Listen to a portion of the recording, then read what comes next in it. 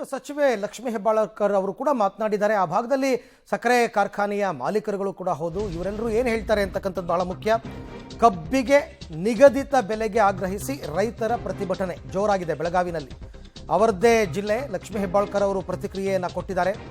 ಯಾರಿಗೂ ಅನ್ಯಾಯ ಆಗೋದಕ್ಕೆ ಬಿಡಲ್ಲ, ರೈತರಿಗೆ ಅನ್ಯಾಯ ಆಗೋದಕ್ಕೆ ಬಿಡಲ್ಲ.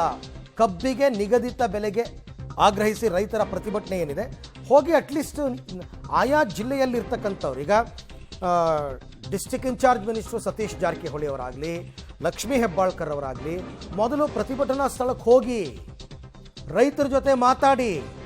ಅವ್ರ ಬೇಡಿಕೆ ಇದ್ದಿದ್ದು ಅದೇನೆ, ಡಿಸ್ಟ್ರಿಕ್ಟ್ ಇನ್ಚಾರ್ಜ್ ಮಿನಿಸ್ಟ್ರು ಬರಬೇಕು ಅಂತ ಹೋಗೇ ಇಲ್ಲ ಇವ್ರು ಯಾರು.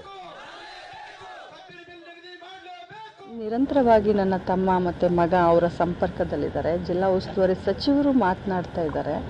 ಆದರೆ ಒಂದು ಮಾತನ್ನು ಹೇಳಲಿಕ್ಕೆ ಬಯಸ್ತೇನೆ, ಯಾರಿಗೂ ಅನ್ಯಾಯ ಆಗಲಿಕ್ಕೆ ನಾವು ಬಿಡೋದಿಲ್ಲ. ರೈತರನ್ನ ಮತ್ತು ಶುಗರ್ ಫ್ಯಾಕ್ಟ್ರಿ ಓನರ್ಗಳನ್ನ ಒಳಗೊಂಡು ಮಾತುಕತೆ ಮಾಡೋದ್ರ ಮುಖಾಂತರ ಬಗೆಹರಿಸ. ದರದ ಬಗ್ಗೆ ಅಂದ್ರೆ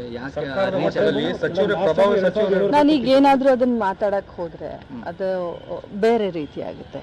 ರೈತರ ಭಾವನೆಗೆ ಧಕ್ಕೆ ಆಗಬಾರ್ದು ಅನ್ನೋ ನನ್ನ ಇಂಟೆನ್ಷನ್ ಇರೋದ್ರಿಂದ ಈ ಸಂದರ್ಭದಲ್ಲಿ ನಾನೇನು ಮಾತನಾಡಲಿಕ್ಕೆ ಹೋಗ್ತೀನಿ. ವಿಜಯೇಂದ್ರ ಎಲ್ಲ ಹೋಗಿದ್ದಾರೆ ಹೋರಾಟಕ್ಕೆ, ಪ್ರತಿಭಟನೆ ಖಂಡಿತವಾಗ್ಲೂ ಹೋಗಲಿ. ಈ ರೈತರ ಹೋರಾಟದಲ್ಲಿ ಎಲ್ಲರೂ ಭಾಗಿಯಾಗಲಿ. ರಾಜಕಾರಣ ಒಂದು ಬಿಟ್ಟು ರಾಜಕಾರಣ ಮಾಡ್ತೀನಿ ಅಂತ ಭಾಗಿಯಾಗೋದು ಬೇಡ. ಯಾಕಂದರೆ ನಾನು ಈಗಾಗಲೇ ಸಕ್ಕರೆ ಖಾತೆಯನ್ನು ಹೊಂದಿರತಕ್ಕಂಥ ಸಚಿವರಾದ ಶಿವಾನಂದ ಪಾಟೀಲ್ ಅವ್ರ ಜೊತೆ ಮಾತಾಡಿದ್ದೇನೆ. ಆದಷ್ಟು ಬೇಗ ಅದೇನು ಸಮಸ್ಯೆ ಇದೆ, ಬೆಲೆ ನಿಯಂತ್ರಣ ಮಾಡ್ತಕ್ಕಂಥದ್ದು ಅಥವಾ ಬೆಲೆ ಫಿಕ್ಸ್ ಮಾಡ್ತಕ್ಕಂಥದ್ದು, ಅದನ್ನು ತೀರ್ಮಾನ ಮಾಡಿ ರೈತರಿಗೆ ಸಮಸ್ಯೆ ಇದ್ದರೆ ಬಗೆಹರಿಸ್ಕೊಡಿ. ಇಲ್ಲದೇ ಇದ್ದರೆ ನಮಗೆ ಪೊಲೀಸಿಗೆ ಭಾಳ ಕಷ್ಟ ಆಗ್ತದೆ ನಿಯಂತ್ರಣ ಮಾಡೋದಕ್ಕೆ ಅಂತೇಳಿ ನಿನ್ನೆ ಕೂಡ ನಾನು ಶಿವಾನಂದ ಪಾಟೀಲ್ ಅವರ ಜೊತೆ ಮಾತಾಡಿದ್ದೇನೆ. ಅವರು ಕೂಡ ಅವರ ರೆಪ್ರೆಸೆಂಟೇಟಿವ್ಸ್ ಏನಿದ್ದಾರೆ, ಶುಗರ್ ಫ್ಯಾಕ್ಟ್ರಿ ರೆಪ್ರೆಸೆಂಟೇಟಿವ್ಸ್ ಏನಿದ್ದಾರೆ, ಅವ್ರನ್ನೆಲ್ಲ ಕರೆದು ಸತೀಶ್ ಜಾರಕಿಹೊಳಿ ಅವರು, ಆಮೇಲೆ ಲಕ್ಷ್ಮೀ ಹೆಬ್ಬಾಳ್ಕರ್ ಅವರು, ಶಿವಾನಂದ ಪಾಟೀಲ್ರು ಮಂತ್ರಿಗಳೇನಿದ್ದಾರೆ ಅವರು ಆ ಭಾಗದ ಮಂತ್ರಿಗಳು